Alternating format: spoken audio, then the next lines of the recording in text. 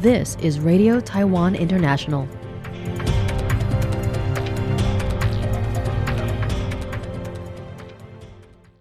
Welcome to the news on Radio Taiwan International. I'm Hannah Belinsky coming to you from Taipei, Taiwan. We begin with a look at today's top stories for Wednesday, June 11th.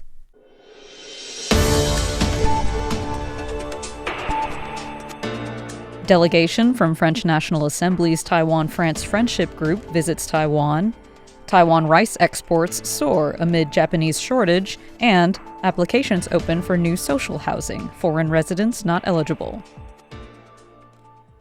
But first, today's top story.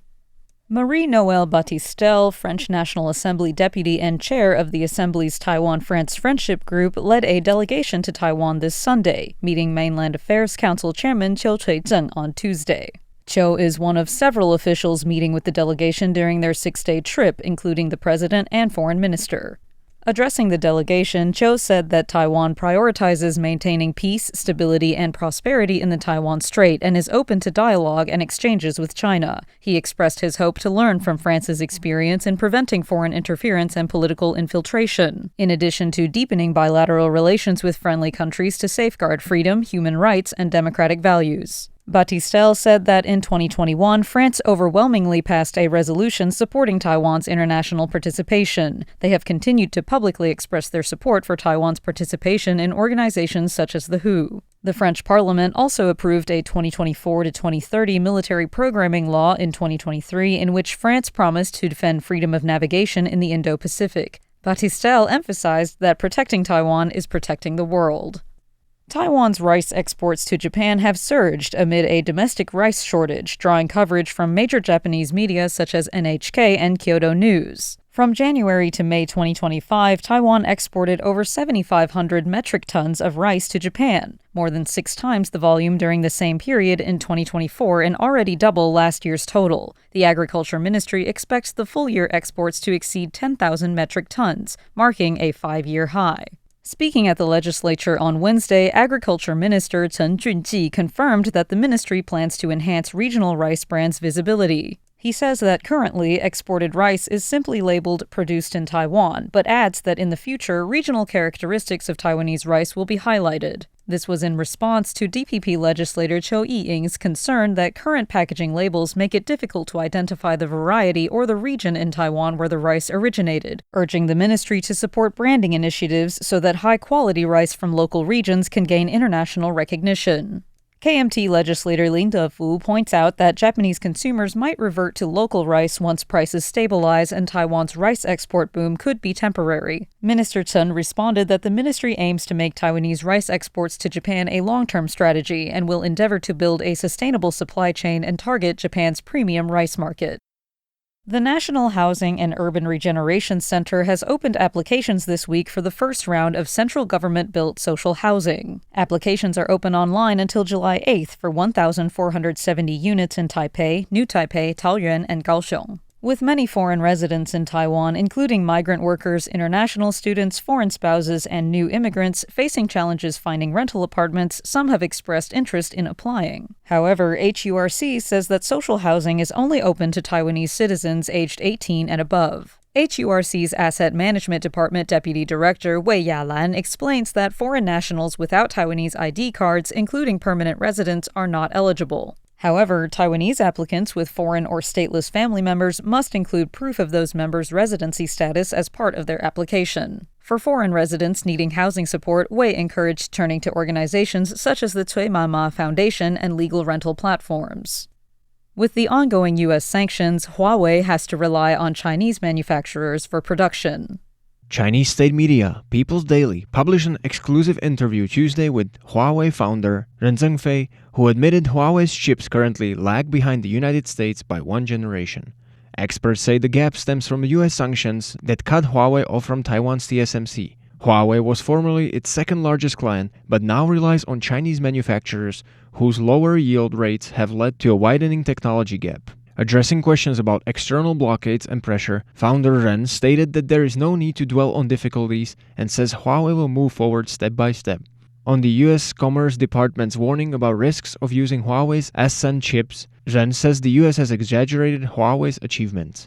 Without TSMC's manufacturing support, Huawei struggles to enhance its capabilities. The chip maker, known as Taiwan's Guardian Mountain, held 67.6% of the global foundry market in the first quarter and posted nearly 40% year-over-year revenue growth in May, its highest ever for the month. However, TSMC's U.S. operations still face hurdles, with reports suggesting that high costs at its Arizona plant are deterring customers who prefer Taiwan-based production instead. TSMC's advanced packaging processes still take place in Taiwan, as its U.S. facility remains in the site evaluation phase.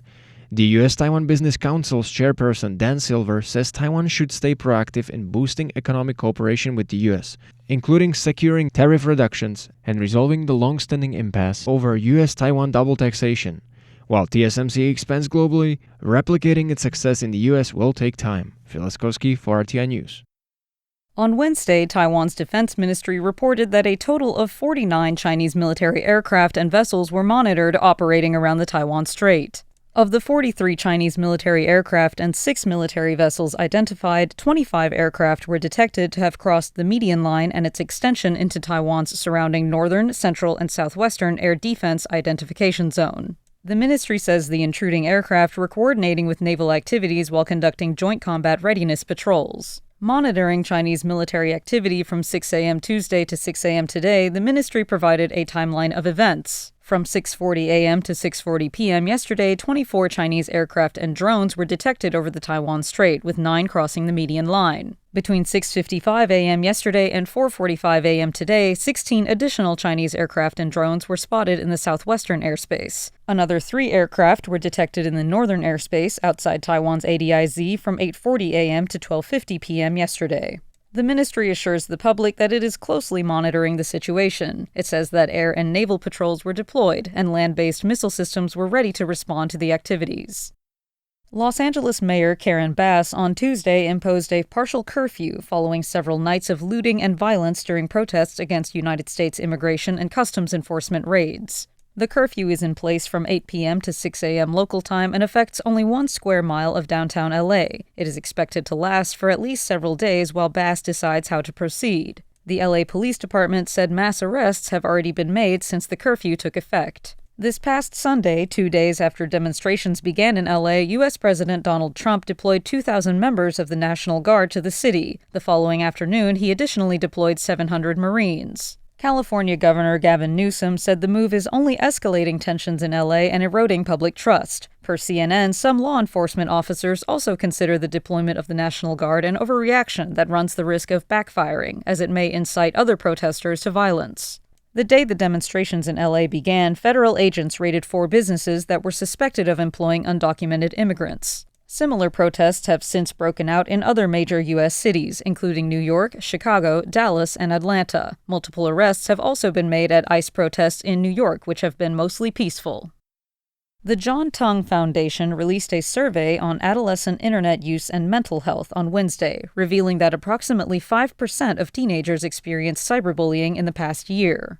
Conducted from March to May this year among more than 2,000 junior and senior high school students nationwide, the survey found that 74% of teens primarily use the internet to watch videos. Nearly 39% of adolescents spend more than 6 hours online during weekends. Those online more than 6 hours a day exhibited significantly higher levels of stress, loneliness, and depressive emotions compared to those using the internet for less than 1 hour. According to the statistics, 4.9% of teenagers endured cyberbullying during the past year, or an estimated 54,000 students nationwide. Child and adolescent psychiatrist Dr. Chen Zhicai emphasized that cyberbullying takes complex forms, and teenagers should develop digital media literacy and emotional regulation skills for dealing with real-time online interactions. She advocates a 5-step response strategy: cool down, leave the screen, save evidence, block harassers, and talk to someone.